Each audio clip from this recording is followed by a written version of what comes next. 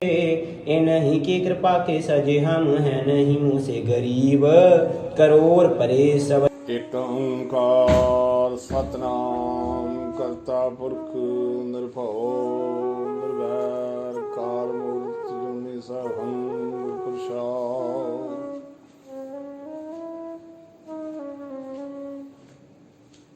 एक ओंकार सतनाम करता पुरख निरभਉ निर्वैर काल मूर्त जुनि सभं प्रसाद। ਵਾਹਿਗੁਰੂ ਜੀ ਕਾ ਖਾਲਸਾ ਵਾਹਿਗੁਰੂ ਜੀ ਕੀ ਫਤਿਹ। ਪਰਮ ਸਤਿਕਾਰਯੋਗ ਸਾਧ ਸੰਗਤ ਜੀ, ਮਹਾਂਪੁਰਖ ਇੱਕ ਵਾਰੀ ਰਾਤ ਬਚਨ ਕਰਦੇ ਕਿ ਅਸੀਂ ਕਿਹੜਾ ਕੰਮ ਚੰਗਾ ਕਰਦੇ ਰਹੇ ਹਾਂ, ਆਪਣੀ ਮਸਤੀ ਵਿੱਚ ਆਪੇ ਬਚਨ ਕਰਨ ਲਾਵੇ। ਕਹਿੰਦੇ ਅੱਧੀ ਰਾਤ ਹੁੰਦੀ ਸੀ ਜਦੋਂ ਆਪਾਂ ਜਾ ਕੇ ਰਾਜੂਵਾਲ ਦੀ ਸੰਭ ਸੰਗਤ ਨੂੰ ਯਾਦ ਰਵੇ ਕਿ ਜੋ ਨਿੱਕੇ ਘੁੰਮਣੇ ਬਾਬਾ ਜੀ ਦੇ ਡੇਰੇ ਦੇ ਨਾਲ ਸੂਆ ਵਗਦਾ ਵਾ, ਤਾਪਸਤਾਨ ਦੇ ਲਾਗੋਂ ਦੀ ਸਿੱਧਾ ਲੈਂਦੇ ਚੜ੍ਹਦੇ ਨੂੰ ਧਾਰੀਵਾਲ ਤੋਂ ਪਰਾਂ ਤਾਰਾਗੜ੍ਹ ਵੱਲ ਨੂੰ ਠਾਹ ਨੂੰ ਜਾਂਦਾ ਵਾ। ਇਹ ਸੂਏ ਦੇ ਨਾਲ ਹੀ ਰਾਜੂਵਾਲ ਪਿੰਡ ਆ, ਉੱਥੋਂ ਦੀ ਸੰਭ ਸੂਏ ਦੇ ਨਾਲ ਹੀ ਢਾਬ ਸੀ, ਜਿਹਨੂੰ ਆਪਾਂ ਛੱਪੜ ਕਿਹਾ ਜਾਂਦਾ ਜਾਂ ਢਾਬ ਕਿਹਾ ਜਾਂਦਾ, ਉਹ ਸੀ। ਬਾਬਾ ਜੀ ਨੇ ਬਚਨ ਕਰਨੇ ਕਿ ਜੇ ਆਪਾਂ ਸੋਚਣਾ ਉਹਨਾਂ ਦਿਨਾਂ ਵਿੱਚ ਇਸ਼ਨਾਨ ਪਾਉਣ ਵਾਸਤੇ, ਅੱਜ ਸੰਗਤਾਂ ਨੂੰ ਬਹੁਤ ਸੁੱਖ ਆ, ਘਰਾਂ ਵਿੱਚ ਮੋਟਰਾਂ ਚੱਲਦੀਆਂ ਨੇ, ਪਾਣੀ ਨਿਕਲ ਆਉਂਦਾ ਇਸ਼ਨਾਨ ਪਾਉਣ ਵਾਸਤੇ, ਲੋਕਾਂ ਨੇ ਬਾਥਰੂਮ ਜਾਂ ਕਈ ਕੁਝ ਬਣਾਇਆ। ਸੋ ਉਹਨਾਂ ਦਿਨਾਂ ਵਿੱਚ ਜਲਦੀ ਬਹੁਤ ਕਿਲ ਸੀ, ਜਾਂ ਖੂਹ ਵਗਦੇ ਹੁੰਦੇ ਸਨ, ਜਾਂ ਖੂਹਾਂ ਦਾ ਪਾਣੀ ਕੱਢ ਕੇ ਇਸ਼ਨਾਨ ਪਾਣੀ ਕਰਨਾ, ਨਲਕੇ ਵੀ ਨਹੀਂ ਸਨ ਹੁੰਦੇ। ਉਦੋਂ ਮਹਾਂਪੁਰਖ ਬਚਨ ਕਰਦੇ ਹੁੰਦੇ ਸਨ ਕਿ ਅਸੀਂ ਚੰਗਾ ਕੰਮ ਨਹੀਂ ਕਰਦੇ ਰਹੇ, ਜੇ ਆਪਾਂ ਖੂਹ ਤੋਂ ਇਸ਼ਨਾਨ ਕਰਨ ਪੈਣਾ ਤੇ ਸੋਚਣਾ ਕਿ ਲੋਕਾਂ ਦੀ ਨੀਂਦ ਨਾ ਖਰਾਬ ਹੋ ਜਾਏ। ਫੇਰ ਆਂਦੇ ਆਪਾਂ ਸੰਭ 'ਚ ਜਾਣਾ, ਰਾਜੂਵਾਲ ਦੀ ਸੰਭ ਦੇ ਵਿੱਚ ਕੱਕਰ ਜੰਮਿਆ ਹੋਣਾ, ਪਾਣੀ ਦੇ ਉੱਤੇ ਸਾਧ ਸੰਗਤ ਜੀ ਠੰਡ ਦੇ ਵਿੱਚ ਪਾਣੀ ਬਹੁਤ ਜ਼ਿਆਦਾ ਜੰਮਿਆ ਹੋਣਾ, ਤੇ ਜਾ ਕੇ ਤੇ ਸੰਭ ਦੇ ਵਿੱਚ ਜਾ ਕੇ ਆਂਦੇ ਬਾਬਾ ਜੀ ਨੇ ਆਖਣਾ ਵੀ ਡੰਡਾ ਮਾਰਨਾ, ਤੇ ਜਿਹੜੀ ਬਰਫ਼ ਜਦੋਂ ਟੁੱਟਣੀ ਤੇ ਜਾਨਵਰ ਸਾਰੇ ਉੱਡ ਜਾਣੇ, ਤੇ ਮਨ ਨੇ ਦਲਗੀਰ ਹੋਣਾ ਵੀ ਤੂੰ ਜਾਨਵਰਾਂ ਦੀ ਵੀ ਨੀਂਦ ਖਰਾਬ ਕੀਤੀ ਆ, ਤੇ ਤੂੰ ਆਪ ਇਸ਼ਨਾਨ ਪਾਣ ਕਰਨ ਵਾਸਤੇ ਇੱਥੇ ਆਉਣਾ। ਆਂਦੇ ਕੰਮ ਚੰਗਾ ਨਹੀਂ ਇਹ ਕਰਦਾ ਰਿਹਾ, ਉਹਨਾਂ ਦੀ ਨੀਂਦ ਖਰਾਬ ਕਰਦਾ ਰਿਹਾ ਜਾਨਵਰਾਂ ਦੀ। ਫਿਰ ਆਖਣ ਲੱਗੇ ਕਿ ਉਹ ਤੋਂ ਇਸ਼ਨਾਨ ਪਾਣ ਕਰਕੇ ਤੇ ਫਿਰ ਆਪਾਂ ਆ ਜਾਣਾ, ਪਰ ਮਨ 'ਚ ਇਹੋ ਦਲੀਲਾਂ ਵੀ ਪਸ਼ੂ ਪੰਛੀ ਜਿਹੜੇ ਆ, ਜਾਨਵਰ ਜਿਹੜੇ ਆ, ਉਹ ਤੰਗ ਹੁੰਦੇ ਆ ਸਾਡੇ ਨੂੰ। ਫਿਰ ਆਂਦੇ ਦਲੀਲਾਂ ਕਰਦਿਆਂ ਫਿਰ ਸਿਮਰਨ ਦੇ ਨਾਲ ਆਪੇ ਆਣੇ ਆਪ ਜੁੜ ਜਾਣਾ। ਇੱਥੇ ਬਾਪੂ ਜਾਗਰ ਸਿੰਘ ਜੀ, ਜੋ ਬਜ਼ੁਰਗ ਬਾਬਾ ਜੀ ਦੀ ਉਮਰ ਦੇ ਨਾਲੋਂ ਥੋੜੇ ਵੱਡੇ ਵੀ ਭਾਵੇਂ ਹੋ ਸਕਦਾ ਹੋਣ, ਬਟਾਲਾ ਸ਼ਹਿਰ ਕਾਨੋਂ ਵਾਲੇ ਰੋਡ ਤੇ ਉਹਨਾਂ ਦਾ ਘਰ ਸੀ। ਉਹਨਾਂ ਦਾ ਇੱਕ ਕਾਕਾ ਜਿਹੜਾ ਕਰਤਾਰ ਸਿੰਘ ਸੀ, ਉਹਨਾਂ ਦਾ ਬੱਚੇ ਦਾ ਨਾਂ, ਉਹਦੇ ਨਾਲ ਸਾਡਾ ਆਉਣ ਜਾਣ ਬਚਨ ਬਲਾਸ ਕਈ ਵਾਰੀ ਹੁੰਦੇ ਰਹੇ। ਇੱਕ ਵਾਰੀ ਬਾਪੂ ਜਿਹੜਾ ਬਟਾਲੇ ਦਾ ਦੱਸਣ ਡਏ ਆ, ਨਾਂ ਦਾ ਫੇਰ ਚੇਤਾ ਭੁੱਲ ਗਿਆ, ਬਾਪੂ ਕਰਤਾਰ ਸਿੰਘ ਦਾ ਪਿਤਾ ਜੀ ਉਜਾਗਰ ਸਿੰਘ, ਉਹਨੇ ਸਾਡੇ ਨਾਲ ਬਚਨ ਬਲਾਸ ਕੀਤੇ। ਸਾਡੀ ਆਦਤ ਸੀ ਵੱਡਿਆਂ ਸਿੰਘਾਂ ਨੂੰ, ਬਜ਼ੁਰਗਾਂ ਨੂੰ ਛੇੜ ਕੇ ਗੱਲ ਤੇ ਮਹਾਂਪੁਰਖਾਂ ਬਾਰੇ, ਉਹਨਾਂ ਦੀ ਜੀਵਨੀ ਬਾਰੇ ਕੁਝ ਨਾ ਕੋਈ ਗੱਲ ਸੁਣਨੀ। ਉਹਨਾਂ ਨੂੰ ਪੁੱਛਿਆ ਕਿ ਬਾਪੂ ਜੀ ਤੁਹਾਡਾ ਕਿਸ ਤਰ੍ਹਾਂ ਬਾਬਾ ਜੀ ਨਾਲ ਵਾਹ ਪਿਆ? ਆਂਦਾ ਉਹ ਪਿਛਲਾ ਹੀ ਸੰਜੋਗ ਹੁੰਦਾ, ਇਹ ਜਾਮੇ 'ਚ ਤਾਂ ਨਹੀਂ ਗੱਲ ਬਣਦੀ। ਚਲੋ ਮੈਂ ਕਿਹਾ ਪਿਛਲਾ ਸਹੀ, ਤੁਸੀਂ ਦੱਸੋ ਤੇ ਸਹੀ ਵੀ ਕਿਸ ਤਰ੍ਹਾਂ ਵਾਹ ਪਿਆ ਵਾ ਤੁਹਾਡਾ? ਆਖਣ ਲੱਗਾ ਕਿ ਇੱਕ ਵਾਰੀ ਬਾਬਾ ਜੀ ਦੇ ਪਰਿਵਾਰ ਜਿਹੜੇ ਸਾਰੇ ਭਰਾ ਜਿਹੜੇ ਇਕੱਠੇ ਸਨ, ਬਾਬਾ ਜੀ ਦਾ ਪਿਤਾ ਵੀ ਜਿੰਦਾ ਜਾਗਦਾ ਸੀ,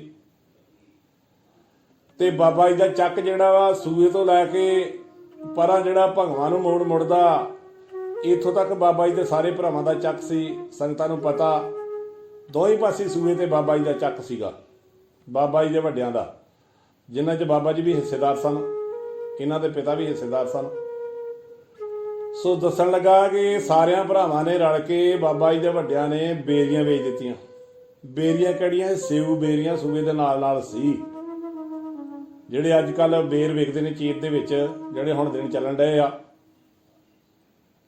ਫੱਗਣ ਦੇ ਅਖੀਰ 'ਚ ਸ਼ੁਰੂ ਹੋ ਜਾਂਦੇ, ਚੇਤ ਤੱਕ ਗਾਂ ਵਿਸਾਖ ਤੱਕ ਵੀ ਕਈ ਵਾਰੀ ਵਿਕਦੇ ਰਹਿੰਦੇ। ਆਂਦਾ ਬੇਰੀਆਂ ਦਾ ਮੈਂ ਵਪਾਰ ਕਰਦਾ ਸੀ, ਮੈਂ ਕਰ ਲਿਆ ਸੌਦਾ। ਆਂਦਾ ਭਾਣਾ ਇਹੋ ਜਿਹਾ ਵਰਤ ਗਿਆ ਵੀ ਹਨੇਰੀ ਝੱਖੜ ਤੇ ਮੀਂਹ ਬਹੁਤ ਜ਼ਿਆਦਾ ਪਿਆ, ਬਹੁਤ ਜ਼ਿਆਦਾ। ਕਹਿੰਦਾ ਮੈਂ ਕੁੱਲੀ ਕੱਲੀ ਮਾੜੀ ਮੋਟੀ ਬੱਧੀ ਸੀ, ਹਨੇਰੀ ਨੇ ਡਾਤੀ ਤੇ ਆਂਦਾ ਮੈਂ ਖੋਤੀ ਰੱਖੀ ਸੀ ਇੱਕ। ਆਂਦਾ ਜਦੋਂ ਡਾਤੀ ਤੇ ਬੇਰ ਉੱਤੇ ਕੋਈ ਨਾ ਰਹਿ ਗਿਆ। ਆਂਦਾ ਮੈਂ ਇੱਕ ਦਿਨ ਤੇ ਸਬਰ ਕੀਤਾ, ਰਾਤ ਨੁਕਰੇ ਨਕਰੇ ਲੱਗਾ ਤੇ ਦਿਨ ਚੜ ਗਿਆ ਤੇ ਜਦੋਂ ਮੈਂ ਵੇਖਿਆ ਵੀ ਬੇਰ ਹੀ ਸਾਰੇ ਥੱਲੇ ਝੜ ਗਏ, ਉੱਤੋਂ ਬੇਰੀਆਂ ਮਰੁੰਡ ਹੋ ਗਈਆਂ, ਰਹਿ ਹੀ ਕੁਝ ਨਹੀਂ ਗਿਆ। ਕਹਿੰਦਾ ਮੈਂ ਸੋਚ ਸਾਜ ਕੇ ਆਖਿਆ ਵੀ ਜ਼ਿਮੀਂਦਾਰਾਂ ਨੂੰ, ਬਾਬਾ ਜੀ ਦੇ ਭਰਾਵਾਂ ਨੂੰ ਜਾਂ ਇਹਨਾਂ ਦੇ ਸਾਰੇ ਪਰਿਵਾਰ ਨੂੰ ਪੈਸੇ ਕਿੱਥੋਂ ਦੇਣੇ ਆ, ਬੇਰ ਤੇ ਸਾਰੇ ਝੜ ਗਏ ਆ ਤੇ ਹੋਏ ਨਾ ਤਾਂ ਮੈਂ ਤਿਆਰੀ ਕਰਾਂ, ਰਾਤ ਹੀ ਨਿਕਲ ਜਾ, ਉੱਥੋਂ ਖਿਸਕ ਜਾ। ਆਂਦਾ ਜਦੋਂ ਮੈਂ ਰਾਤ ਖਿਸਕਿਆ, ਖੋਤੀ ਦੇ ਉੱਤੇ ਆਪਣਾ ਬੋਰੀ ਬਿਸਤਰਾ ਬੰਨ੍ਹ ਕੇ ਤੇ ਜਦੋਂ ਤੁਰ ਪਿਆ ਤੇ ਬਾਬਾ ਜੀ ਇਸ਼ਨਾਨ ਪਾਣੀ ਕਰਕੇ ਗਾੜੀਆਂ ਦੇ ਤੁਰੇ ਆਉਣ ਤੇ ਰਾਜ ਮੇਲ ਹੋ ਗਿਆ। ਆਂਦਾ ਬਾਬਾ ਜੀ ਨਾਲ ਮੇਰੀ ਸਤ ਹੈਗੀ ਸੀ, ਇੰਨੇ ਪ੍ਰਗਟ ਨਹੀਂ ਹੋਏ, ਇੰਨੀ ਦੁਨੀਆ ਨਹੀਂ ਜਾਣਦੀ। ਆਂਦਾ ਬਾਬਾ ਜੀ ਦੇ ਨਾਲ ਕਈ ਵਾਰੀ ਬਹਿ ਕੇ ਸੁੱਖ ਨਿਧਾਨ ਪੀਤਾ ਸੀ ਤੇ ਇਹਨਾਂ ਦੇ ਦਰਸ਼ਨ ਮੇਲੇ ਕਰਦੇ ਸਾਂ। ਇਹਨਾਂ ਦੀ ਸਾਧੂ ਬਿਰਤੀ ਹੀ ਗੁਰਬਾਣੀ ਦੇ ਨਾਲ ਜੁੜੇ ਹੋਏ ਸਨ। ਬੜੀ ਪੁਰਾਣੀ ਗੱਲ ਆ, ਜਦੋਂ ਬਾਬਾ ਜੀ ਹਾਲੇ ਚੜ੍ਹਦੀ ਮਾਲੀ ਜਵਾਨੀ ਦੇ ਵਿੱਚ ਸਨ, ਉਦੋਂ ਦੀ ਗੱਲ ਦੱਸਣ ਦੇ। ਆਂਦਾ ਜਦੋਂ ਬਾਬਾ ਜੀ ਨੇ ਮੈਨੂੰ ਆਖਿਆ ਉਹ ਜਾਗਰ ਸਿਆ ਮੈਦਾਨ ਛੱਡ ਕੇ ਦੌੜ ਚੱਲਿਆ, ਇਹ ਕੰਮ ਜਿਹੜਾ ਸੂਰਮਿਆਂ ਦਾ ਨਹੀਂ ਆ। ਜੇ ਤੂੰ ਬਚਨ ਕੀਤਾ, ਵਾਅਦਾ ਕੀਤਾ ਵਾ ਤੇ ਬਚਨ ਆਪਣੇ ਨੂੰ ਪੂਰਾ ਨਿਭਾ। ਤੂੰ ਉਹਨਾਂ ਨਾਲ ਸੌਦਾ ਕੀਤਾ ਵਾ ਤੇ ਸੌਦਾ ਜਿਹੜਾ ਵਾ ਪੂਰਾ ਕਰ। ਆਂਦਾ ਮੈਂ ਗਾੜੀਆਂ ਤਰਲਾ ਮਾਰਿਆ ਵੀ ਮਹਾਰਾਜ ਜੀ ਮੈਂ ਕਿੱਥੇ ਕੀ ਕਰੂੰਗਾ, ਮੈਂ ਗਰੀਬ ਬੰਦਾ, ਮੇਰੇ ਪੱਲੇ ਕੱਖ ਨਹੀਂ ਗਾ ਤੇ ਮੈਂ ਪੈਸੇ ਕਿੱਥੋਂ ਦਊਂਗਾ। ਆਂਦਾ ਮਹਾਂਪੁਰਖਾਂ ਸਹਿ ਸੁਭਾ ਬਚਨ ਕੀਤਾ ਕਿ ਪਰਮੇਸ਼ਰ ਤੇ ਭਰੋਸਾ ਰੱਖ। ਜਿਹੜੇ ਥੱਲੇ ਡਿੱਗੇ ਆ ਨਾ ਬੇਰ, ਇਹ ਵੀ ਪੱਕਿਆਂ ਦੇ ਭਾਅ ਵਿਕ ਜਾਣਗੇ ਤੇ ਉੱਤੇ ਵੀ ਬੇਰੀਆਂ ਤੇ ਬੇਰ ਜਿਹੜੇ ਫੜ ਜਾਣਗੇ। ਆਂਦਾ ਚਲੋ ਮੈਨੂੰ ਇਸ ਗੱਲ ਦਾ ਪਤਾ ਸੀ ਵੀ ਇਹ ਪੂਰੇ ਅਧੂਰੇ ਨਹੀਂ, ਜੋ ਬਚਨ ਕਹਿਣਗੇ ਅਟੱਲ ਵਾ। ਇਹਨਾਂ ਦੀ ਬੰਦਗੀ ਤੇ ਤਪ ਬੜਾ ਸੀ। ਕਿਹੜਾ ਇਸ਼ਨਾਨਾ, ਕਿਹੜਾ ਜੀਵ ਆ, ਕਿਹੜਾ ਮਰਦ ਵਾ ਜਿਹੜਾ ਗੱਡੀ ਦੇ ਟਾਈਮ ਨੂੰ ਗੇਤਾ ਡੇਕੂ, ਅੰਮ੍ਰਿਤ ਵੇਲੇ ਤੋਂ ਗੇਤਾ ਜਾ ਕੇ ਬਹਿ ਜਾਣਗੇ ਚੌਂਕੜੀ ਮਾਰ ਕੇ। 11:30 ਪੌਣੇ 12 ਵਜੇ ਬਹਿ ਜਾਣਾ। ਕਈ ਵਾਰੀ ਹਜ਼ੂਰੀ 'ਚ ਸਾਨੂੰ ਵੀ ਬੜਾ ਚਿਰ ਮੌਕਾ ਮਿਲਿਆ, ਪਰ ਇਹੋ ਹੀ ਬਚਨ ਕਰਦੇ ਹੁੰਦੇ ਸਨ, ਬੱਚੂ ਸਟੇਸ਼ਨ ਤੇ ਗੱਡੀ ਨੂੰ ਅਸੀਂ ਜਾ ਕੇ ਡੀਕਣਾ, ਗੱਡੀ ਨੇ ਸਾਨੂੰ ਨਹੀਂ ਗਾ ਡੀਕਣਾ। ਸੋ ਸਾਧ ਸੰਗਤ ਜੀ ਜਦੋਂ ਇਸ਼ਨਾਨ ਪਾਣੀ ਕਰਕੇ ਇਸ ਤਰ੍ਹਾਂ ਆਏ ਤੇ ਬਾਪੂ ਜਾਗਰ ਸਿੰਘ ਨਾਲ ਬਚਨ ਹੋਏ ਤੇ ਬਾਪੂ ਜਾਗਰ ਸਿੰਘ ਨੇ ਬਚਨ ਮੰਨ ਕੇ ਬਹਿ ਗਿਆ। ਉਹ ਦੱਸਣ ਲੱਗਾ ਤੋਲੀ ਧਰਤੀ ਤੇ ਬੈਠੇ ਆ, ਮੈਂ ਸੱਚ ਬੋਲਣਿਆ, ਬਾਪੂ ਜਾਗਰ ਸਿੰਘ ਦੀ ਜ਼ਬਾਨੀ ਆ। ਆਖਣ ਲੱਗਾ ਕਿ ਇਹ ਜਿਹੜੇ ਬੇਰ ਲੱਥੇ ਸੀ ਉਹ ਵੀ ਮੇਰੇ ਵਿਗੇ ਤੇ ਜਿਹੜੇ ਉੱਤੇ ਸੀ ਉਹ ਵੀ ਪੱਕ ਕੇ ਵਿਗੇ। ਤੇ ਕਹਿੰਦਾ ਮੁਨਾਫਾ ਜਿਹੜਾ ਜਿੰਨਾ ਮੈਂ ਚਾਹੁੰਦਾ ਹਾਂ ਹੋਣਾ ਉਹਦੇ ਨਾਲ ਦੂਣਾ ਹੋ ਗਿਆ। ਕਹਿੰਦਾ ਮੈਂ ਨਹੀਂ ਫਿਰ ਇਹਨਾਂ ਦੇ ਚਰਨ ਛੱਡੇ, ਮੈਂ ਇਹਨਾਂ ਦਾ ਦਾਸ ਬਣ ਕੇ ਰਿਹਾ। ਸੋ ਗੁਰੂ ਸਾਧ ਸੰਗਤ ਜੀ ਮਹਾਂਪੁਰਖਾਂ ਦੇ ਮੁਖੋਂ ਜੋ ਸਹਿ ਸੁਭਾ ਬੋਲਾ ਨਿਕਲਦਾ ਸੀ ਉਹ ਟੱਲ ਹੁੰਦਾ ਸੀ। ਸੋ ਮਹਾਂਪੁਰਖਾਂ ਦੀ ਚਰਚਾ ਜਿਹੜੀ ਆ ਦਿਨੋਂ ਦਿਨ ਵੱਧਦੀ ਗਈ, ਸੰਗਤਾਂ ਦੂਰੋਂ ਨੇੜੇ ਆਉਣੀਆਂ ਸ਼ੁਰੂ ਹੋ ਗਈਆਂ। ਸੋ ਗੁਰੂ ਸਾਧ ਸੰਗਤ ਜੀ ਸੰਗਤਾਂ ਨੂੰ ਦੱਸੀਏ ਕਿ ਬਾਪੂ ਨਗੀਨਾ ਹੈ ਤੇ ਬਾਪੂ ਤਰਲੋਕ ਸਿੰਘ ਬਾਬਾ ਜੀ ਦੇ ਨਾਲ ਕਿਤੇ ਪਹਿਲੀ ਉਮਰ ਦੇ ਵਿੱਚ ਆਪਾਂ ਦੇ ਬਾਪੂ ਨਗੀਨਾ ਹੈ ਤੇ ਤਰਲੋਕ ਸਿੰਘ ਨੂੰ ਵੀ ਬਿਰਧ ਅਵਸਥਾ ਵਿੱਚ ਵੇਖਿਆ, ਬਾਬਾ ਜੀ ਨੂੰ ਵੀ ਬਿਰਧ ਅਵਸਥਾ ਵਿੱਚ ਵੇਖਿਆ। ਪਰ ਦੱਸਦੇ ਨੇ ਕਿ ਇਹ ਦੋਵੇਂ ਸੂਰਮੇ ਬਾਬਾ ਜੀ ਦੇ ਸਿੱਖ ਇਹਨਾਂ ਦੇ ਪਿੰਡ ਦੇ ਹੀ ਇਹਨਾਂ ਦੇ ਨਾਲ ਸਾਥ ਦਿੱਤਾ। ਉਹਨਾਂ ਦੀ ਜ਼ਬਾਨੀ ਗੱਲ ਆ, ਬਾਪੂ ਨਗੀਨਾ ਨੇ ਆਖਣਾ ਉਹ ਕੋਲੇ ਵਾਲਿਆ ਉਹ ਸਾਨੂੰ ਤੇ ਖੰਨੀ ਮਿਲਦੀ ਹੁੰਦੀ ਸੀ। ਖੰਨੀ ਕਿਹਨੂੰ ਆਂਦੇ ਆ? ਇੱਕ ਰੋਟੀ ਦਾ ਚੌਥਾ ਹਿੱਸਾ।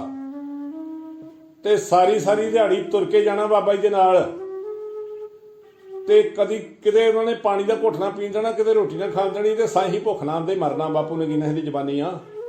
ਕਹਿੰਦੇ ਤੁਹਾਨੂੰ ਤਾਂ ਨਿਹਾਰੀਆਂ ਮਿਲਦੀਆਂ ਜਦੋਂ ਕਿਤੇ ਭੋਗ ਤੇ ਜਾਂਦੇ ਜੇ ਤੇ 2-2 4-4 ਖਾ ਲੈਂਦੇ ਹੋਗੇ। ਮੈਂ ਕਿਹਾ ਬਾਪੂ ਜੀ ਨਹੀਂ, ਇੱਕ ਰੋਟੀ ਦਾ ਹੁਕਮ ਆ, ਇੱਕ ਖਾਣ ਦਾ ਹੁਕਮ ਆ। ਕਈ ਵਾਰੀ ਤੇ ਕਈ ਵਾਰੀ ਆਂਦੇ ਹੁੰਦੇ ਸੀ ਵੀ ਬੱਚੂ ਜੇ ਭੋਗ ਤੇ ਜਾਣਾ ਹੀ ਤੇ 8 ਪੈਰ ਭਜਨ ਕਰਨਾ ਪੈਣਾ, ਨਹੀਂ ਤੇ ਕਾਰਖਾਨੇ ਚੱਲ ਜਾਓ।